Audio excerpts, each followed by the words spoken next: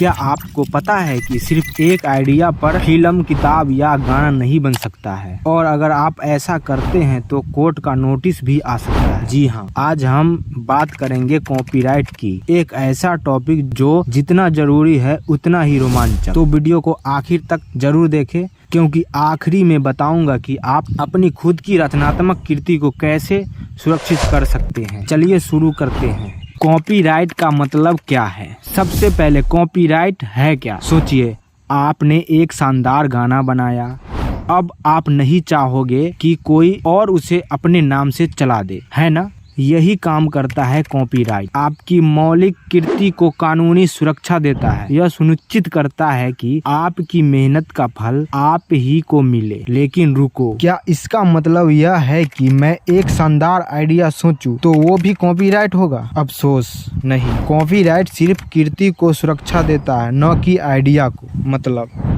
मेरे पास एक जबरदस्त बिजनेस आइडिया है, लेकिन मैं बताऊंगा नहीं, यह वाला डायलॉग काम नहीं करेगा। अब सवाल आता है, कॉपीराइट का जादू किन चीजों पर चलता है? ध्यान से सुनिए, क्योंकि ये आपके काम आ सकता है। नंबर 1, साहित्यिक कृतियाँ जैसे उपन्यास, कहानियाँ, कविताएं। नंबर 2, संगीत और ध्वनि पे, जैसे में आपके गाने या धुने या डिजाइने, मतलब कोई भी डिजाइन। नंबर 3, कलात्मक कृतियाँ जैसे painting, sketch, design. Number 4, film और वीडियो पे, जैसे में फिल्में, डॉक्यूमेंट्री, यूट्यूब वीडियो, ये सभी पे। नंबर 5 में सॉफ्टवेयर प्रोग्राम, जी हाँ, आपके एप्स भी। नंबर 6, फोटोग्राफी, जैसे में आपकी खींची हुई तस्वीरें। और क्या आपके कॉलेज के नोट्स पर भी कॉपीराइट होता है?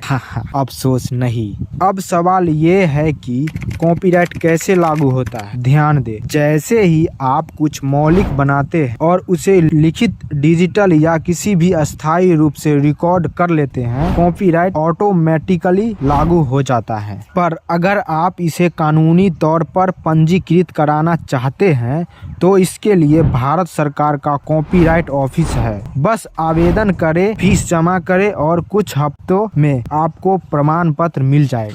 कॉपीराइट के अधिकार। अब आपको कॉपीराइट मिलने के बाद आप क्या कर सकते हैं? सबसे पहला नंबर, अपनी कृतियों को रिप्रोड्यूस कर सकते हैं। दूसरा नंबर, इसे प्रकाशित कर सकते हैं। तीसरा नंबर, अनुवाद कर सकते हैं।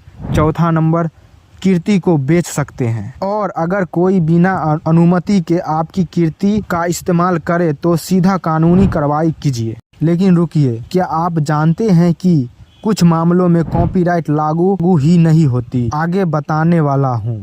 कॉपीराइट के अपवाद भी होते हैं। कुछ स्थितियों में कॉपीराइट लागू नहीं होता है, इसे फेयर यूज कहते हैं। उदाहरण के लिए शैक्षिक उद्देश्य, आलोचना या समीक्षा, समाचार रिपोर्टिंग, व्यक्तिगत उपयोग, ये सभी पे।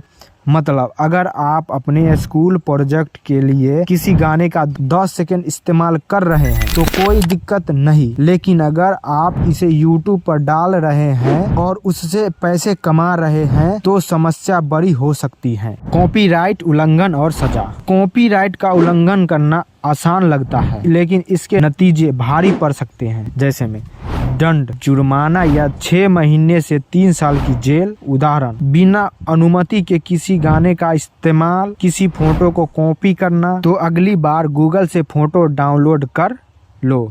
मत कहना, क्योंकि इंटरनेट से लिया गया सब कुछ मुफ्त नहीं होता। कॉपीराइट की समय सीमा और सार्वजनिक डोमेन। भारत में कॉपीराइट कृति के रचनाकार के जीवन काल और उनकी मृत्यु के 60 साल बाद तक लागू रहता है। इसके बाद कृति पब्लिक डोमेन में चली जाती है। मतलब अगर किसी कवि ने 1900 में कुछ लिखा और अब वो सार्वजनिक डोमेन में है तो आप उसका उपयोग कर सकते हैं, लेकिन शर्त ये है कि आपको उसे मॉडर्न तरीके से पेश करना होगा। तो ये थी कॉपीराइट की पूरी कहानी बिना किसी पॉइंट को छोड़े। और अब सवाल आपसे, अगर आपने अपनी कोई कृति बनाई है तो क्या आपने उसे कॉपीराइट कराया है? नीचे कमेंट में बताइए। वीडियो को लाइक करें, चैनल को सब्सक्राइब करें और इसे उन दोस्तों के साथ शेयर करें जो अपनी रचनात्मकता को सुरक्षित करना चाहते हैं। आखिरी बात, रचनात्मक बनिए लेकिन स्मार्ट भी। अपनी कृति को कॉपीराइट करवाइए।